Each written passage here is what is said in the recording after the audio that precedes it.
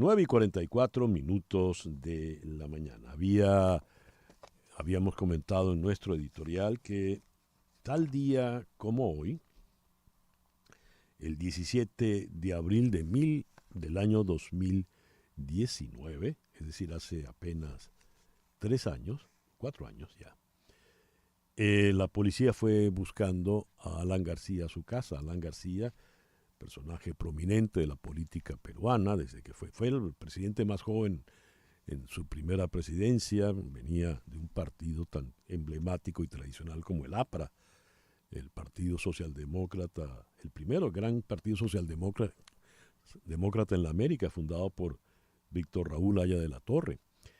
Le van a llevar preso. Ya él había visto, García, como todos los peruanos y todos los latinoamericanos, las fotografías de expresidentes que eran llevados esposados a los tribunales. Él, al parecer, según sus conocidos, no lo iba a aceptar. Le dijo a los policías: un momento, ya regreso, y luego se escuchó el disparo.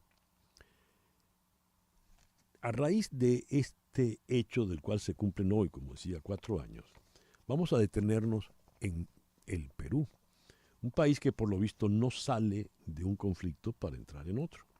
Había mencionado en el editorial la clásica novela de Vargas Llosa, Conversación en la Catedral, donde Zabalita se preguntaba en qué momento se jodió el Perú. Con ese verbo, insisto que no puedo decir otro verbo porque no solo es una obra literaria, sino porque ese es el verbo exacto. En la actualidad está el último presidente, Pedro Castillo Terrones, en prisión por intentar un golpe de Estado, y la que le acompañaba en la fórmula, la vicepresidenta, la señora Dina Boluarte, ha hecho malabares para permanecer en el poder. ¿Qué pasa en el Perú? Ese es nuestro foro con el hashtag ¿Qué le pasa al Perú? Vamos hasta Lima. En la línea telefónica está la analista política, máster en comunicación y marketing político, Diana Seminario. Diana, muy buenos días. Gracias por Hola, acompañarnos. hola César Miguel, ¿me escuchas bien? Yo te Te, escucho perfecto. te escucho y te veo muy bien. Muy bien, gracias. Y Mira, César Miguel, has hecho un recuerdo sí, muy certero del que un día como hoy se quitó la vida Alan García. Y quiero recordar las palabras que ayer su hijo menor, Federico Dantón García Chisman, dijo en una entrevista en el diario Perú 21, una entrevista exclusiva. Además él ya tiene 18 años mm, cumplidos. Él dijo que Alan García nunca iba a permitir que lo vieran derrotado, ¿no? Y entonces por ahí iba un poco el tema de que, y él en la carta que deja tras el suicidio, eh, ujú, para que sea leída tras su suicidio, él dice: les dejo mi cadáver como señal a mis enemigos, mi cadáver como señal de mi desprecio, ¿no? Dios. Y entonces, de verdad que con su muerte, al quitarse la vida, Alan García hizo su último gesto político, Ya. ¿no? Diana, Fue, sí. sí, No, es que quiero presentar a nuestro perdón. otro compañero en el foro, quien es politólogo y director de Vox Populi Consultoría, el amigo Luis Benavente. Luis, buenos días, muchísimas gracias por sumarte al foro. Buenos días, César Miguel. Gracias por la invitación. En, Mi primera pregunta sería la que le da pie al foro con el hashtag ¿Qué le pasa al Perú? Porque el suicidio de un expresidente, de un 2 veces expresidente, tiene que decirnos, no es normal que un expresidente se suicide, así porque lo fue a buscar la policía. Y había leído algo importante.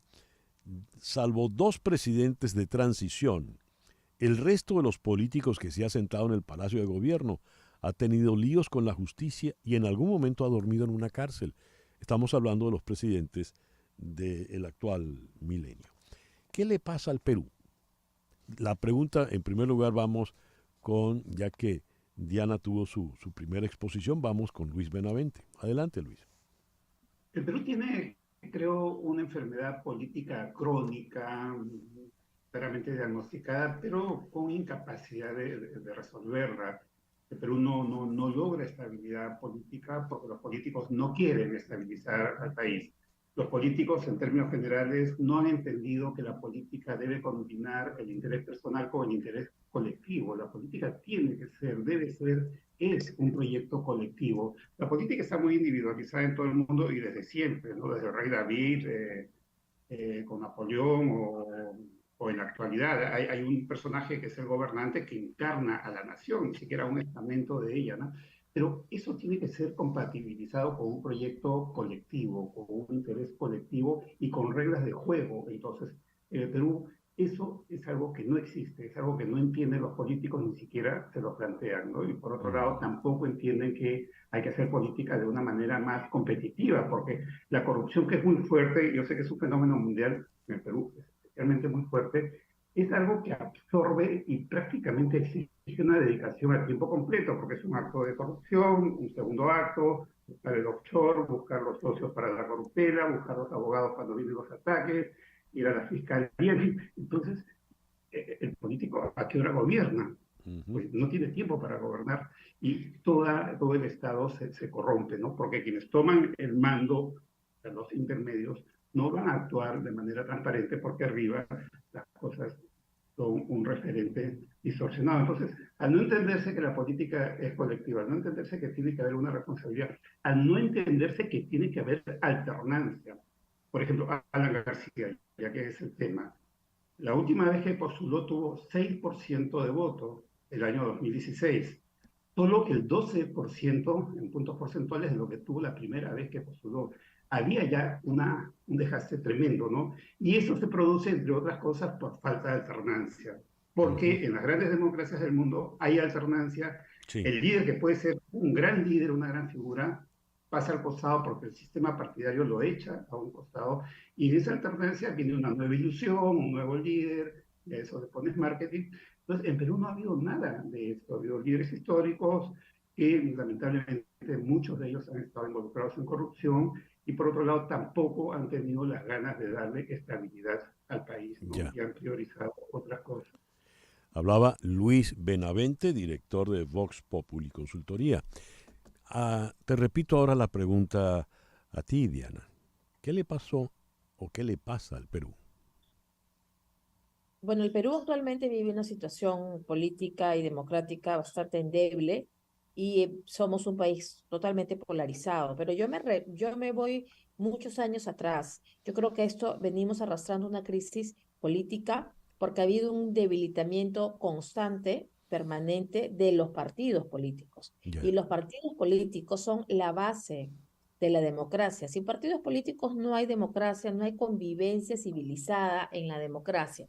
Entonces, ¿qué vemos ahora?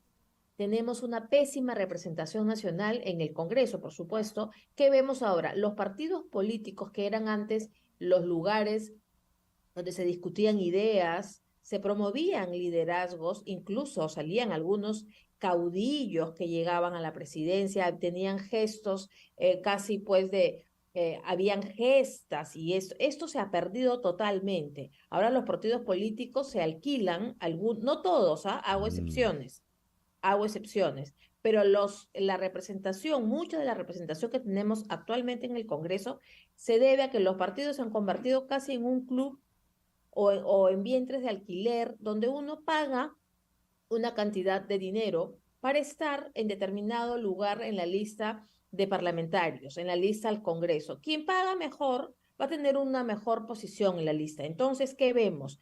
Congresistas con escasísima preparación para estar sentados en el lugar donde se encuentran, congresistas que violan la ley, congresistas que le quitan el sueldo a sus trabajadores, parlamentarios que han llegado ahí como para hacer caja, como decimos aquí, para hacer dinero y poco les informa, poco les importa hacer una reforma política, poco les importa hacer una ley que sea realmente beneficiosa para el país. Pero yo no culpo a los electores, porque la gente dice, pero es que elegimos mal. Yo voy otra vez a los partidos que son los que nos ponen este menú a los electores para que escojamos. Entonces, si en la carta del mes puede ser el restaurante, la comida peruana que es tan famosa en el mundo entero, ¿no? pero si vas a un restaurante y te ofrecen una carta con los peores platos, tú de los peores vas a elegir el menos malo, ¿no? Y esto, entonces, digo, hay excepciones que confirman la regla, por supuesto, hay muy buenos parlamentarios actualmente, pero desgraciadamente no son mayoría. Ya. Entonces esta crisis no es nueva, esta crisis se viene arrastrando por este debilitamiento, homicidio permanente que ha habido en los partidos políticos. Homicidio a los partidos políticos. Sí, Bueno, eso empezó hace es 30 años. una frase fuerte. Luis, dijiste algo que me quedó, pues, me llamó mucho la atención. Los dirigentes políticos están interesados en que permanezca la inestabilidad política en el Perú. ¿Podrías explicar esto un poco más, por favor, Luis? A ver, que...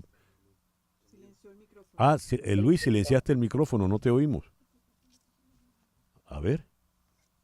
Ahora, Ahora sí, ahora hasta te vemos. Mucho, muy bien, mejor. vamos avanzando poco a poco. Sí. Mil disculpas por el error, no sé qué pasó acá. Por- No les ha importado, no les ha interesado. La inestabilidad es un buen negocio porque la inestabilidad da expectativas. Por ejemplo, a ver, ¿por qué muchos quieren adelanto de elecciones en el Perú? Porque quieren meterse de congresistas, de presidente, y entra el partido y entra toda una cúpula, un grupo de interés, hacer negocios desde el Estado, etcétera, ¿no? Entonces, eso trae como consecuencia inestabilidad. ¿Por qué? Porque las reglas de juego no están bien dadas. Y quienes hacen las reglas de juego son estos políticos en el Congreso que están totalmente cuestionados y que no les importa el país, sino que les importa su agenda personal, sus negocios personales. Vemos que muchos políticos se meten al Congreso para gestionar sus negocios, ¿no? O son candidatos para blindarse de problemas judiciales o para tener seguridad en el manejo de sus negocios, que son bastante grandes, ¿no? Entonces, en el país ha ocurrido esto, que las reglas de juego están mal hechas. Con Vizcarra, que fue Ujú. un gran farsante en la política peruana, se hizo una reforma política. Después de esa reforma política tenemos ese resultado. Simplemente prueba fehaciente, contundente, flagrante de que la reforma sirvió para nada. ¿Por qué? Porque está respondiendo a determinados intereses, no a una perspectiva de país, a una visión de país, ¿no? Yo creo que, y coincido con Diana, ¿no?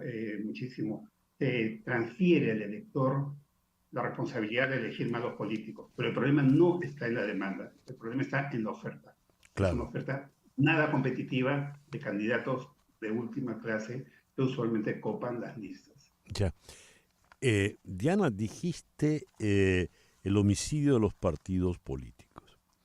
Yendo a la pregunta famosa de Zabalita en Conversación en la Catedral, ¿en qué momento ocurrió ese homicidio de los partidos políticos Mira, peruanos?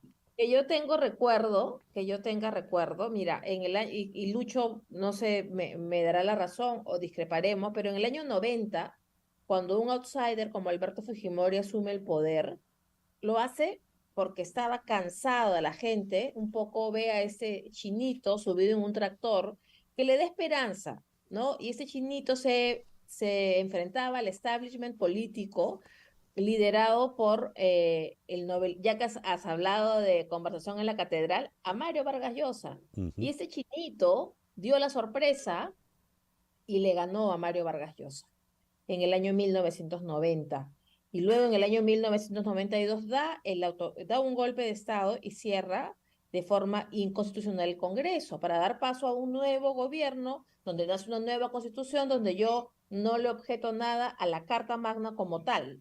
Ha sido la constitución que nos ha dado los mayores logros económicos, si se quiere, en el capítulo económico. Pero bueno, voy al punto de los partidos políticos. Fujimori se dedicó a denostar los partidos políticos y si ya venían desacreditados, yo pienso que en los 90 Alberto Fujimori les dio la estocada final y desde ahí los partidos, en mi humilde opinión, no se han recuperado. Y un hecho concreto es que Alberto Fujimori, mientras estuvo en el poder 10 años, hizo movimientos, como 14 movimientos políticos para ir postulando a las alcaldías, y él incluso postuló en diferentes movimientos, hasta en tres. diferentes. Es recién que Fuerza Popular se convierte en un partido político al mando de Keiko Fujimori, pero a lo que voy es que acabó con la partidocracia y se dedicó, como tenía además alta popularidad, se dedicó a ir contra los partidos políticos, ¿no? Ujú. Con una amplia aceptación, porque en el mundo, César Miguel, Lucho, ningún congreso es popular y los políticos son impopulares. Esto creo que pero en el Perú viene con el subrayado de que hubo una campaña desde el año 90 liderada por quien era un presidente exitoso, hay que decirlo también. Del 90 al 94, 95, Alberto Fujimori hizo grandes reformas. Fue reelegido indudablemente en el 95. Y él era como que el ejemplo de que no necesitaba ser un político, entre comillas, tradicional, no necesitaba Ya, estar en un partido político, entre comillas, tradicional, para ser un presidente exitoso. Y sí, desde ahí viene toda esta decadencia de los partidos políticos porque, por ejemplo, él hizo una ley con su mayoría parlamentaria en que, por ejemplo, en regiones, en los departamentos, se podían hacer movimientos regionales. Y eso terminó también de fulminar a los ya, partidos, porque antes de esta reforma, los partidos políticos competían por las regionales, por las municipales, pero ahora se tienen que enfrentar o se tienen que aliar con movimientos caudillistas regionales, locales, entonces no permite una carrera política partidaria, ¿no? Y yo sí. insisto, no se han recuperado los partidos y Martín Vizcarra, como bien ha dicho Luis Benavente, en el año 2018 quiso hacer una reforma a su medida, Ujú. porque él estaba Sí, convencido que tenía varios años más por delante. Y entonces él se hizo una reforma a su sí. medida, pero en el año 2019 fue vacado y Ujú. bien vacado. O- Tenemos que ir a una pequeña pausa y ya vamos a continuar con el foro. Solo como para llevar agua al molino de lo que dice Diana Seminario, yo estuve en el Perú en aquellos años y me sorprendió mucho que desde el taxista que me llevó del aeropuerto al hotel hasta el concierge en el hotel y en las reuniones que tuve, hasta con altos propietarios y directivos de medios, todos eran fujimoristas al extremo. Es decir, no le veían ni siquiera un solo defecto y uno desde el exterior pues ya venía con cierta ojeriza. Bien, vamos a la pausa y al regreso, este fenómeno que quizá en Perú tiene aristas más agudas, pasa en buena parte de la América Latina. ¿Por qué y cómo podemos superarlo? Una pequeña pausa y ya regresamos con el foro hashtag ¿Qué le pasa al Perú? Aquí en Conexión Radio por Éxito 107.1 FM en Miami. 19, regresamos a nuestro foro ¿Qué le pasa al Perú? Con Diana Seminario y Luis Benavente, ambos en la ciudad de Lima. La señora Dina Boluarte, quien fue elegida en la misma fórmula, en la misma papeleta del señor Pedro Castillo, está al frente del poder, al frente del gobierno peruano, una vez que Castillo fue a la cárcel por propinarse un autogolpe.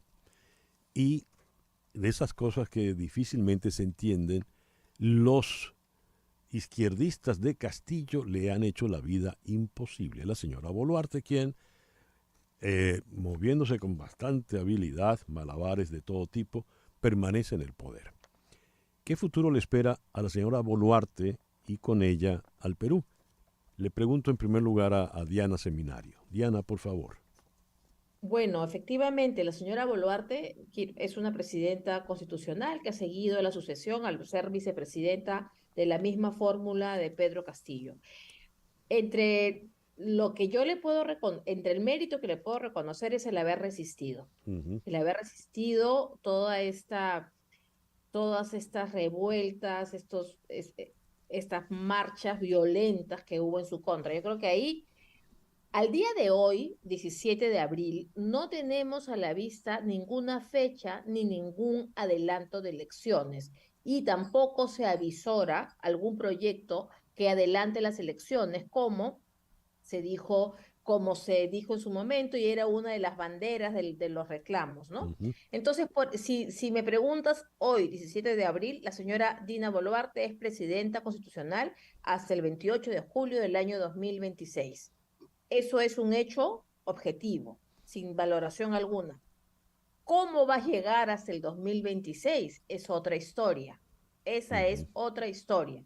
Por el momento, como bien dices, la izquierda que la llevó al poder, que la aupó, y todos aquellos que incitaron al voto por Castillo por pura oposición a Keiko Fujimori, ahora le han dado la espalda porque no se acomoda Dina Boluarte en la agenda, por ejemplo, de nueva constitución, o en la agenda también progresista de algunos sectores que, por ejemplo, han perdido en el Perú un sector importantísimo para sus intereses y para su agenda, que es el Ministerio de Educación, por poner un ejemplo.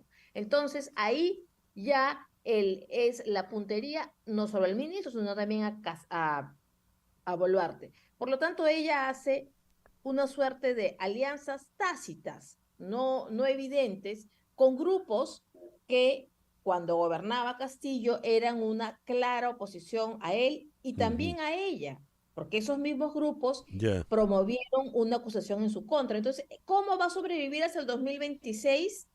¿Tendrá alientos el 2026? Esa es la gran interrogante que no me atrevo todavía a diagnosticar. A ver, le paso esa interrogante entonces a Luis Benavente. ¿Cómo ves el porvenir de la señora Boluarte, entendiendo que buena parte de ese porvenir en buena parte de ese porvenir va arrastrado la totalidad del Perú? Antes de responderte un segundo, si me permites, eh, bueno, gracias por hacernos recordar música de los Beatles. Yo espero escuchar también Maestra Vida y el libro de la salsa, tan Ah, conocido acá en el club también, César Miguel. muchas gracias. Bueno, qué gusto. Creo que la situación inmediata de Perú es compleja, es complicada, ¿de acuerdo? Hay una agenda, que es la agenda de quienes están detrás de los movimientos subversivos o del movimiento subversivo terrorista de los últimos meses, que tiene varios puntos. Uno de ellos es la caída de Boluarte, otro Ujú. es la nueva constitución, otro es la disolución del Congreso, ¿de acuerdo?